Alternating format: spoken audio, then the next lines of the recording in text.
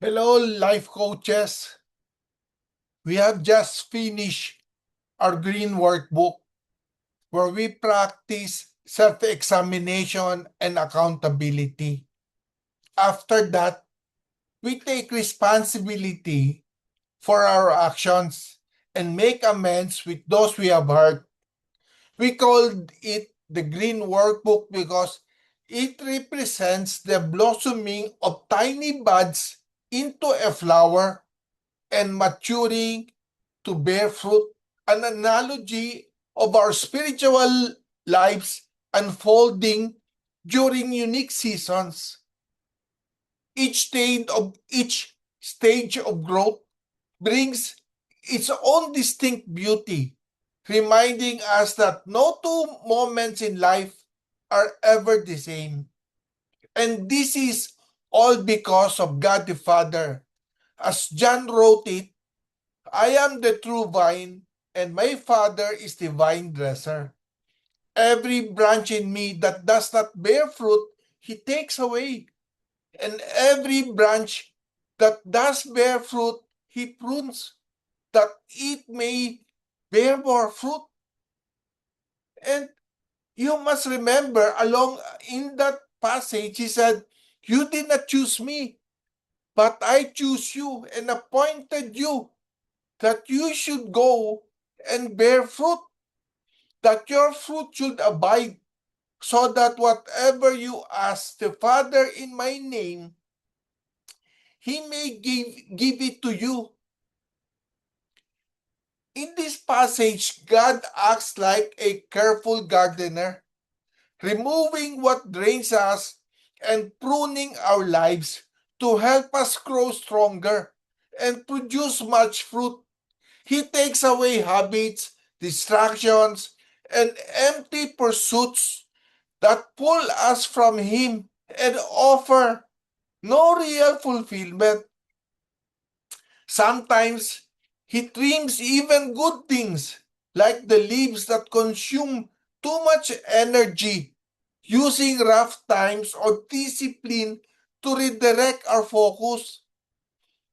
Though the pruning process can be painful, it clears out self-centeredness and misaligned perspective, allowing the resilience, perseverance, patience, kindness, and strength to develop. Ultimately, this reminds us that growth comes not from our own struggles, but from, from staying close to Jesus.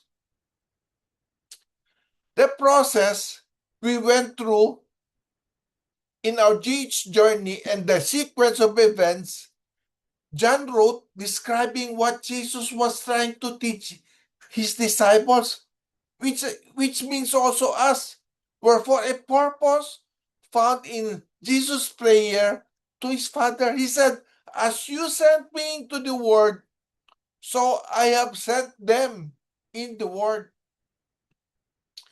In his final hours, Jesus did not pray for his followers to have comfort, wealth, or an easy escape from hardship. Instead, he prayed for their purpose. Jesus said that his followers were to continue his mission in the world with the ultimate purpose of making God's name known, uniting believers, and testifying so others will believe. This prayer applies to us also, for we too are His followers. We did not learn the tools in our GH journey to gain knowledge and prestige or make lives comfortable, but to be sent directly back in our culture to change it. Living a life of truth means aligning our hearts with God and His Word, which serves as our anchor. When our identity is firmly rooted in His truth, we can enter any environment, a difficult workplace, a broken family, or a secular school without losing ourselves. Jesus sent us into the world to reflect His love, grace, and justice. Our purpose is to make the invisible God visible to those around us.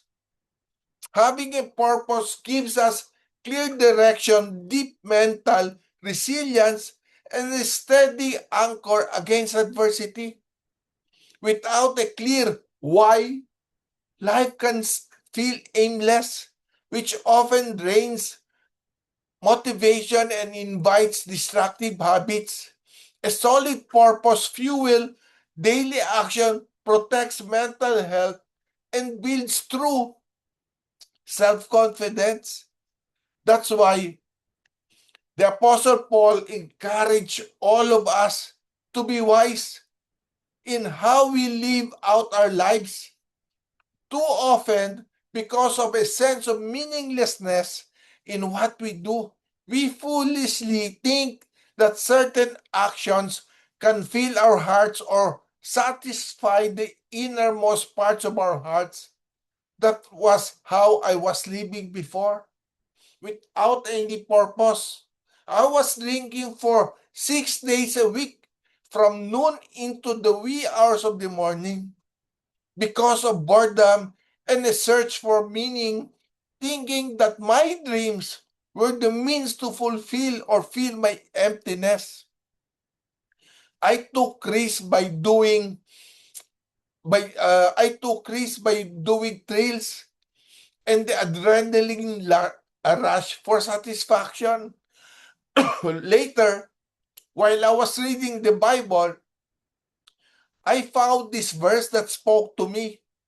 Look carefully then how you walk, not as unwise, but as wise, making the best use of the time, because the days are evil. Therefore, do not be foolish, but understand what the will of the Lord is, and do not get drunk with wine, for that is debauchery, but be filled with the Spirit. Through Paul's letter, God invited me into a life of intentional wisdom, showing that when I trade empty indulgence for spiritual fulfillment, I unlock my true divine purpose. Purpose requires ongoing self-reflection. The passage once again stumbling through life or living on autopilot, which leads to trivial distractions. Time is a precious strategic resource. Making the best use of the time means reclaiming moments from superficial distraction and investing them in lasting values. I used to try to prove my worth among friends by engaging in wild, socially accepted activities to gain approval. These pursuits seemed important at the time, but were ultimately foolish and meaningless. The Bible describes foolishness as something as failing to align with my divine purpose. Avoiding meaninglessness isn't just about staying busy. It's about discovering and acting on what truly matters to God. We must use our time wisely because life has hard days. We should understand what God wants instead of acting foolishly, and we must avoid getting drunk on wine, which leads to bad choices. Instead, we should let the Holy Spirit fill our lives. The Bible clearly introduces us at the very beginning of the book to what God's purpose is for us.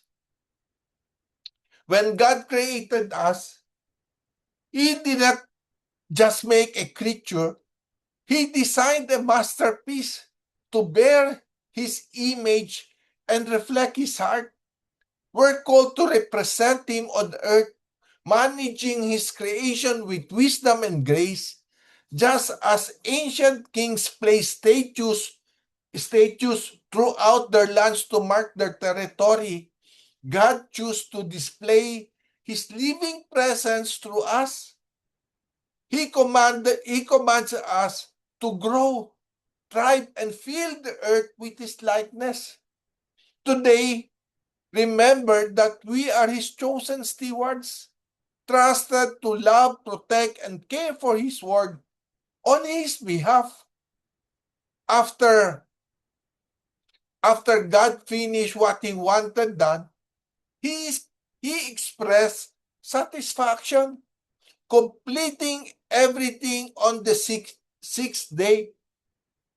In Genesis 1:31, He said, "And God saw everything that He had made, and behold, it was very good. And there was evening, and there was morning the sixth day." He stopped His work of creation because it was complete and very good. In the ancient Near East, a deity resting signified taking up residence in a completed temple to rule and maintain order. While the text highlights satisfaction rather than a literal physical throne, it implicitly affirms His sovereign rule over creation.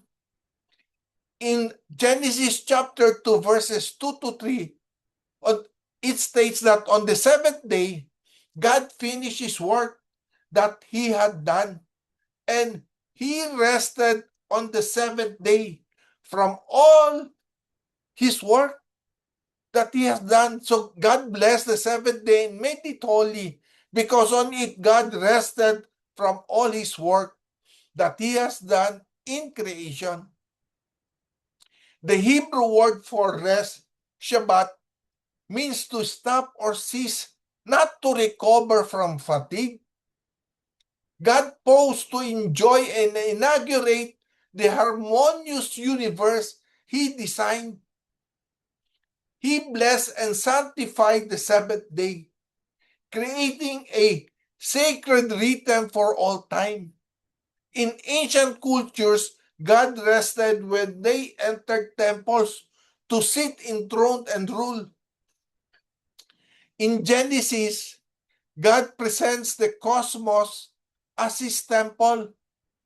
Although Genesis 2 doesn't use the word throne, the term Lord appears here for the first time.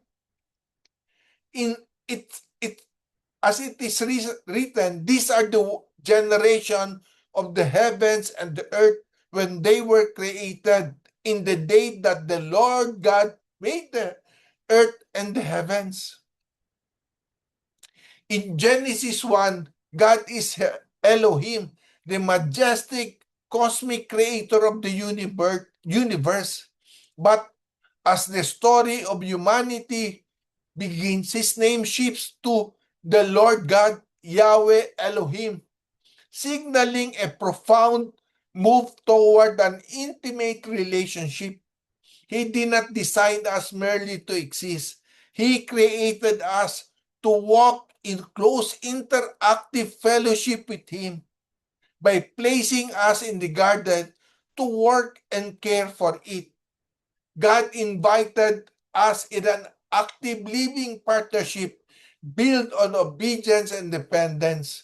When He rested on the seventh day, it wasn't out of tiredness, but out of total completion. He sees His work. He sees His work because everything we need to fulfill our divine purpose was already fully provided. To live outside this design is to miss the perfect harmony He intended for our lives. God has already done the heavy lifting. He has provided everything necessary for us to do His will. Today, stop striving. Lean into His complete provision and step up into the garden of our lives to walk closely with the one who calls us His partner, the Lord God. May you have a wonderful session with your participants. May you have a fruitful sessions with them. And may God bless you. Thank you, everyone. Thank you.